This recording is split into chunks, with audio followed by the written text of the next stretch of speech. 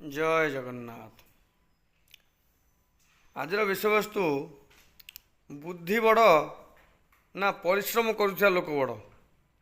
ଯେଉଁ ବ୍ୟକ୍ତି ପାଖରେ ବୁଦ୍ଧି ଅଛି ସେ ବଡ଼ ନା ଅତ୍ୟଧିକ ପରିଶ୍ରମ କରୁଥିବା ଲୋକଟି ବଡ଼।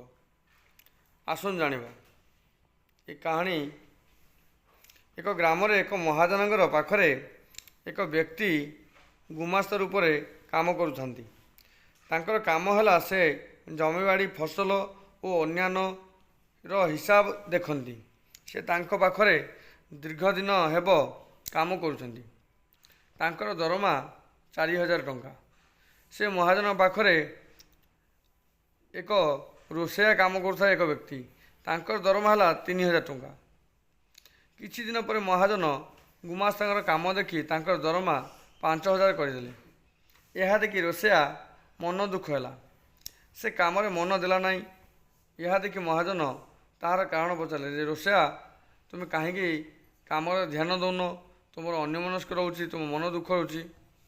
ରୋଷେଇଆ କହିଲା, ଆଜ୍ଞା, ମୁଁ ଏତେ କାମ କରୁଛି ସକାଳ ଠାରୁ ରାତି 11ଟା ପର୍ଯ୍ୟନ୍ତ, ହେଲେ ମୋ ଦରମା କମ୍। ଗୁମାସ୍ତା ଦିନ 10ଟାରେ ଆସି 4ଟାରେ ଚାଲି ଯାଉଛନ୍ତି, କିନ୍ତୁ ତାଙ୍କର ଦରମା ବେଶୀ। ଏମିତି ଅନ୍ୟାୟ କାହିଁକି ମୋ ପ୍ରତି କରୁଛନ୍ତି? ଏହା ଶୁଣି ମହାଜନ ବିଚାର କଲେ ଯେ ଏହାର ଉପଯୁକ୍ତ ଉତ୍ତର ଦେବେ। ତା ପରଦିନ ତାଙ୍କ ଘର ପଛପଟେ ଏକ କୁକୁର ଛୁଆ ଦେଇଥାଏ। ମହାଜନ ରୋଷେଇଆକୁ ପଚାରିଲେ, କହିଲେ, ତୁମେ ଯାଇ ଦେଖ ଆମ ଘର ପଛପଟେ ଏକ କୁକୁର ଛୁଆ ଦେଇଛି। ରୋଷେଇଆ ଗଲା, ଯାଇ ଦେଖିଲା। ଦେଖି ଆସି ପଚାରିଲା, ହଁ ଆଜ୍ଞା, ଛୁଆ ଦେଇଛି। ନା କେତୋଟି ଛୁଆ ଦେଇଛି? ନା ମୁଁ ଦେଖିକି ଆସି କହୁଛି। ପୁଣି ଗଲା, ଆଉ ଥରେ ଦେଖିକି ଆସିଲା। କହିଲା, ଆଜ୍ଞା, 4ଟି ଦେଇଛି। ମହାଜନ ପଚାରିଲେ, ସେ 4ଟି ଛୁଆରୁ ସେ 4ଟି ଛୁଆଙ୍କ ରଙ୍ଗ କ'ଣ କ'ଣ? ନା ଆଜ୍ଞା, ମୁଁ ଦେଖିକି ଆସି କହୁଛି। ପୁଣି ଗଲା, ଦେଖିକି ଆସିଲା। 2ଟି କଳା, 1 ଧଳା, 1 ମାଟିଆ।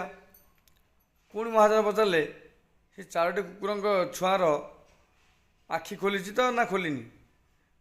ରୋଷେଇଆ କହିଲା, ଆଜ୍ଞା, ମୁଁ ଦେଖିକି ଆସି କହୁଛି। ପୁନର୍ବାର ଗଲା, ଦେଖି ଆସି କହିଲା, ହଁ ଆଜ୍ଞା, ସମସ୍ତଙ୍କ ଆଖି ଖୋଲିଯାଇଛି। ଗୋଟିଏ କାମକୁ ସେ 4-5 ଥର ଯାଇକି କଲା। ମହାଜନ ଏହା ଶୁଣି ଚୁପ୍ ରହିଲେ, କିଛି କହିଲେନି।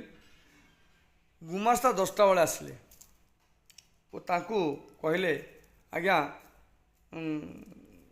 ଆପଣ ଯାଇ ଦେଖନ୍ତୁ ଯେ ଆମର ଘର ପଛପଟେ ଏକ କୁକୁର ଛୁଆ ଦେଇଛି। ତାପରେ ଗୁମାସ୍ତା ଗଲେ, ଦେଖିଲେ। ଦେଖି ଆସି ମହାଜନଙ୍କୁ କହିଲେ, ଆଜ୍ଞା, ହଁ, କୁକୁର ଛୁଆ ଦେଇଛି। 4ଟି ଛୁଆ ଦେଇଛି। 2ଟି କଳା, ଗୋଟିଏ ମାଟିଆ, ଗୋଟିଏ ଧଳା, ଆଉ ସମସ୍ତଙ୍କର ଆଖି ଖୋଲିଯାଇଛି। ତେଣୁ ମହାଜନ ଏହା ଦେଖି ରୋଷେଇଆକୁ ପଚାରିଲେ ଯେ ତୁମେ ଗୋଟିଏ କାମ କରିବା ପାଇଁ ତୁମେ କେତେ ଥର ସମୟ ନେଲ? କିନ୍ତୁ ସେଇ ସମାନ କାମ ଗୁମାସ୍ତା ଗଲେ ଆଉ ଏକାଥରେ ତା'ର ଉତ୍ତର ଦେଲେ।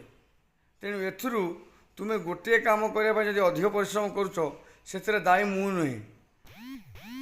ତେଣୁ ସେ ଏକାଥରେ ଥରେ ଗଲେ, ନିଜ ବୁଦ୍ଧି ବଳରେ ସବୁ କାମର ଉତ୍ତର ଏକା ସାଙ୍ଗରେ ଦେଲେ।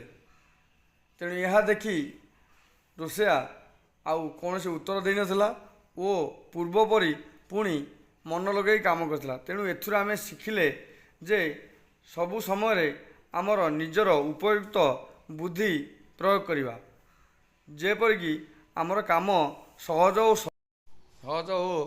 ସରଳ ହୋଇପାରିବ। ରହୁଛି। ଜୟ ଜଗନ୍ନାଥ।